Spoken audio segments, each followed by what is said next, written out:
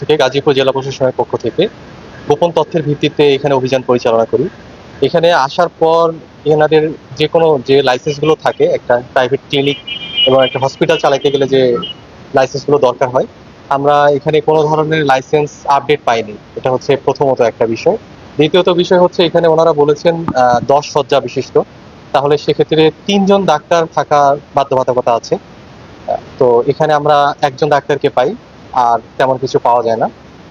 আরেকটা বিষয় হচ্ছে এখানে ফার্মেসিতে আমরা যাই। ফার্মেসিতে গেলে সেখানে মেয়াদ উত্তীর্ণ ঔষধ এবং ফার্মাসি লাইসেন্সটাও ছিল না। পরবর্তীতে এখানে আরেকটা বিষয় ওনারা আমাদেরকে বলেছেন যে ওনারা এই হসপিটালটা বন্ধ করতেছেন, শুধু ডায়াগনস্টিক সেন্টারটা চালাচ্ছে এটা বলতেছেন। বাট আমরা এখানে যদি রুগীর এন্ট্রি দেখি, এই মাসের ১০ তারিখেও আমরা সেখানে রুগী ভর্তি হয়েছে বলে আমরা এন্ট্রি খাতায় পেয়েছি। তো সার্বিক বিবেচনায় আমরা ভোক্তা অধিকার সংরক্ষণ আইনের ৫২ ধারা এবং ঔষধ ও কসমেটিক আইনের ১৪-র ১ ধারা এবং মেডিকেল প্র্যাকটিস মেডিকেল প্র্যাকটিস ও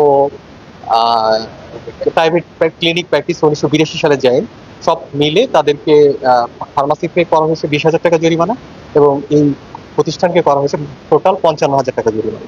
সর্বমোট ৭৫,০০০ টাকা জরিমানা করা হয়েছে। ধন্যবাদ।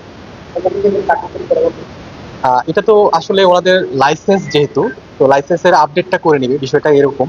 এবং তারা যেহেতু হসপিটাল, তো যেহেতু ১০ শয্যা বিশিষ্ট একজন ডাক্তার আছেন, আর ২ জন ডাক্তার এড করে নেবেন।